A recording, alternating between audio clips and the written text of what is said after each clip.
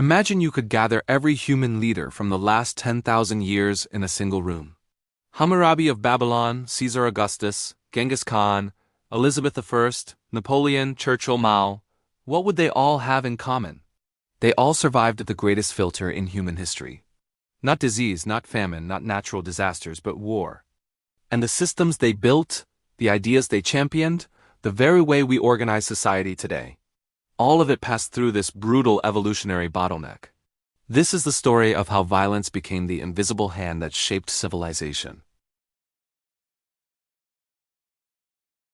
Let me tell you about the greatest laboratory experiment in human history. For thousands of years, our species has been running countless tests on how to organize society. We've tried kingdoms and republics, empires and city-states, theocracies and democracies. But here's the thing, we never got to choose which experiments succeeded. War chose for us. War became our quality control mechanism.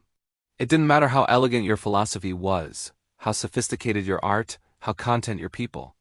If your system couldn't mobilize resources, coordinate armies, and adapt to threats, it disappeared from history. Think about it this way. We're not studying the best civilizations from the past. We're studying the survivors. It's like trying to understand automotive design by only examining cars that never crashed. The data is fundamentally skewed.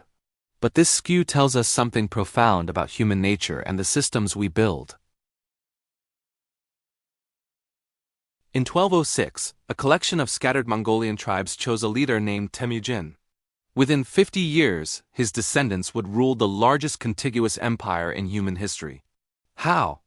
The Mongols discovered something that would revolutionize warfare forever. They realized that the best way to win wasn't to be the strongest, it was to be the most adaptive. When they conquered the Jin dynasty, they didn't just take the gold, they took the engineers. When they overran Islamic cities, they didn't just destroy, they absorbed siege technologies, mathematical knowledge, administrative systems. The Mongol Empire became a giant cultural mixing bowl, powered by horse-mobile warfare. This tells us something crucial about survival. In the game of civilizations, the winners aren't necessarily the ones who start with the best cards. They're the ones who learn to play everyone else's cards better than the original players. But here's where it gets interesting. Success in war creates a dangerous illusion. Winners look at their triumph and think, our system works. Our gods smile upon us, our way of life is superior. But what if they just got lucky? Let me paint you a picture. It's 1588, and the Spanish Armada, the most powerful naval force ever assembled, is sailing toward England. Spain has the gold of the Americas, the finest ships, the most experienced admirals. England is a small, fractious island nation. Then storms hit. The Protestant wind, the English called it. Spanish ships scatter, crash, sink. England survives not because of superior seamanship, but because of weather patterns. Yet English historians didn't write, we got lucky with the weather. They wrote, God favored our Protestant cause and our superior English spirit. This is how winners rewrite history. They turn contingency into destiny, luck into divine favor, survival into proof of superiority. And this rewriting shapes how we understand the world centuries later. Now let me tell you about a place that discovered something remarkable. Sometimes the best way to win at war is not to play. Switzerland sits in the heart of Europe, surrounded by great powers that have been at each other's throats for centuries. French empires, German kingdoms, Austrian dynasties, all expanding, conquering, fighting. So what did the Swiss do? They turned their geography into a fortress and their society into a porcupine. Every male citizen became a soldier. Every mountain pass became a kill zone. Every village became a potential last stand. The message they sent to Europe's great powers was simple. You can probably conquer us, but it will cost you more than we're worth. This teaches us that military evolution doesn't always favor aggression. Sometimes it rewards the ability to make conquest unprofitable. The Swiss discovered that in a world of empires, the most successful strategy might be convincing everyone else that you're not worth conquering. Fast forward to the 20th century.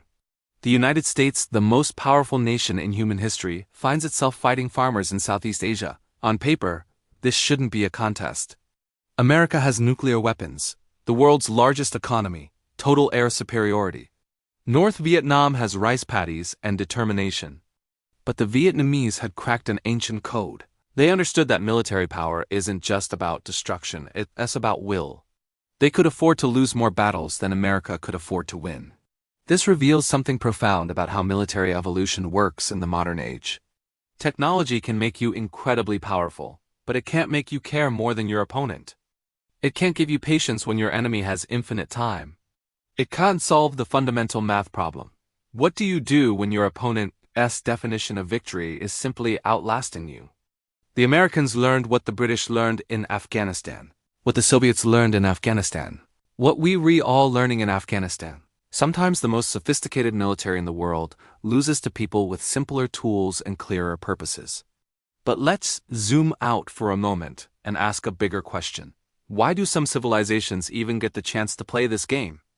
Imagine you're starting a civilization from scratch. Where would you want to begin? You'd probably choose a place with navigable rivers for transportation, fertile soil for surplus food, natural barriers for defense, and maybe some mineral resources for technological development.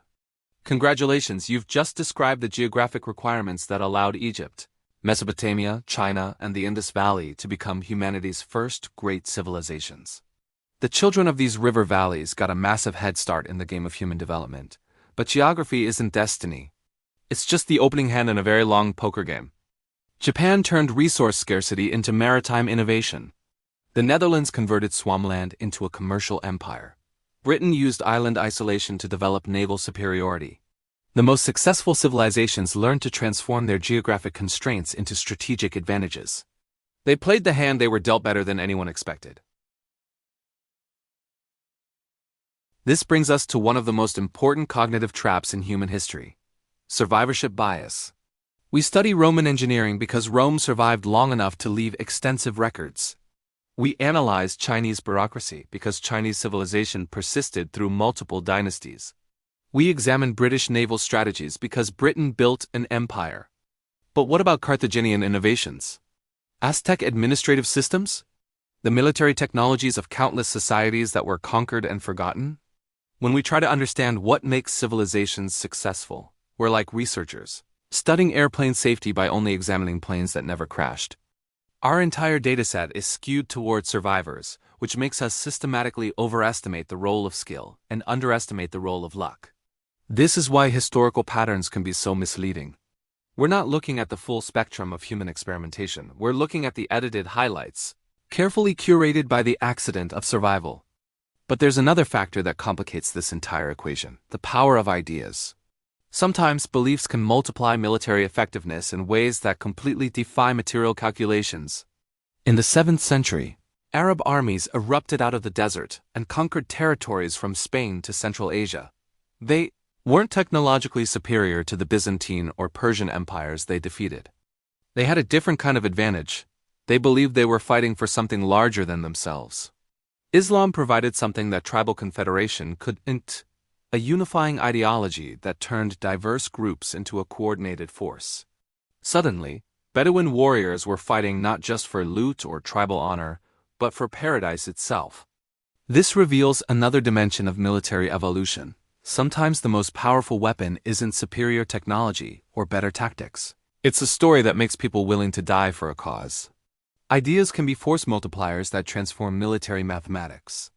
They can make small armies fight like large ones, turn defensive battles into recruitment drives, and convince people to sacrifice immediate interests for long-term visions. Which brings us to today's world and a fascinating paradox. We live in the most peaceful era in human history.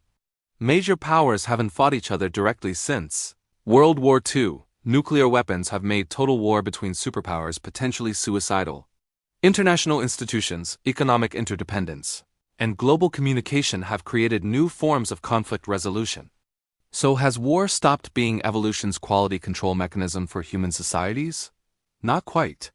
Competition has simply moved to new domains. Economic warfare, cyber attacks, information campaigns, proxy conflicts. The game continues, but the rules keep changing. China and America aren't building armies to invade each other, they're building competing technological ecosystems. The battle isn't for territory, it's for the future of artificial intelligence, space exploration, and global economic architecture. Military evolution hasn't stopped, it's gone quantum. The conflicts that will determine the next phase of human civilization might be fought with algorithms rather than armies, with trade routes rather than tank columns, with narratives rather than nuclear weapons. So what does this all mean for us? For thousands of years, war served as humanity's brutal quality assurance system. It tested our institutions, our technologies, our social arrangements, our very capacity to cooperate at scale. The societies we live in today, their governments, their economic systems, their cultural values all pass through this evolutionary filter. But here's the most important insight. Understanding this process doesn't mean we have to accept it as permanent. For the first time in human history, we have the tools to create alternative selection mechanisms. International law, global institutions, economic cooperation, scientific collaboration, these represent humanity's attempt to evolve beyond pure military competition. The question isn't whether we can escape the great filter of war. The question is whether we can build something better to replace it.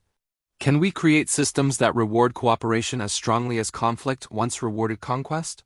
Can we design institutions that promote human flourishing without requiring human suffering?